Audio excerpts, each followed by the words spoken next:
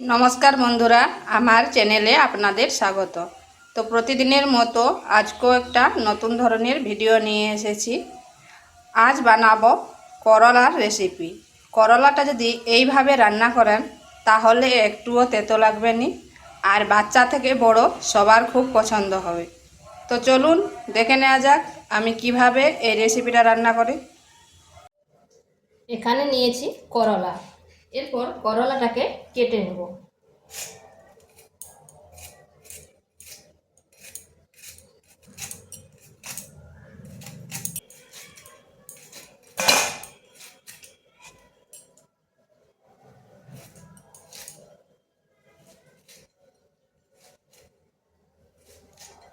করলাটা এইভাবে সরু সরু করে কেটে নিচ্ছি।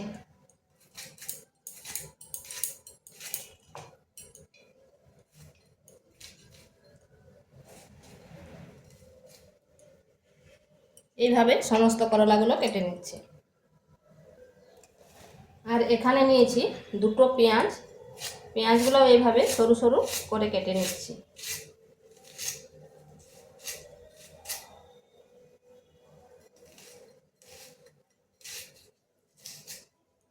এরকম সরু সরু করে কেটে নিচ্ছি।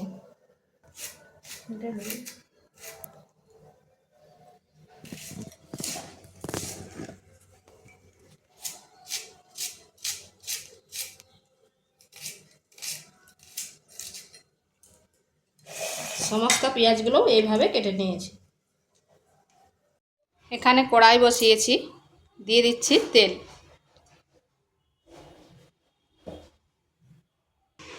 তেলটা গরম হয়ে গেছে, এখানে দিয়ে দিচ্ছি দুটো মিডিয়াম সাইজের পেঁয়াজ। পেঁয়াজটাকে এইভাবে লম্বা লম্বা করে কেটে নিয়েছি।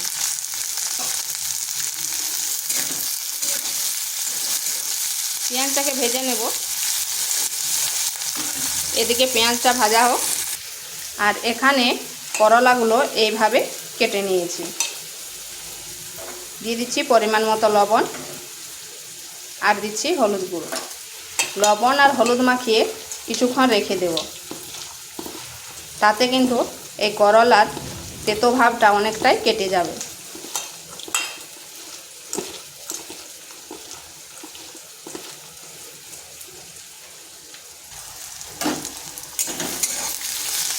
আর এদিকে পেঁয়াজটা লাল লাল করে ভেজে নিচ্ছি।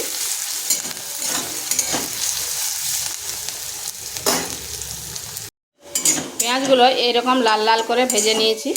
এরপর এগুলোকে তুলে নিচ্ছি। এদিকে দেখুন ওই করলা থেকে কতটা জল বেরিয়েছে। তো আমি এইভাবে চেপে চেপে জলটা ঝরিয়ে নিচ্ছি। দিয়ে করে কড়াইতে ওই তেলের মধ্যেই দিয়ে দিচ্ছি। এইভাবে চেপে চেপে যদি নেওয়া হয় তাহলে জলটা বেরিয়ে যাচ্ছে, তাই তেতোটা কমে যাবে।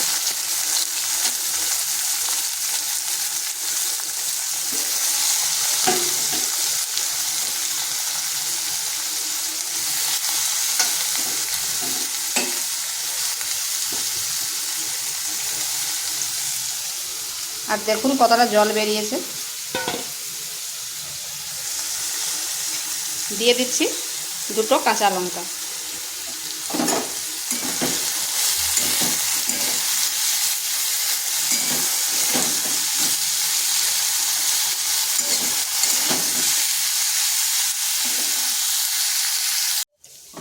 করলাটা এইভাবে ভেজে নিয়েছি। এরপর দিয়ে নিচ্ছি পেঁয়াজগুলো। এইভাবে যদি করলা ভাজা হয় তাহলে কিন্তু একটুও তিতা লাগবে না।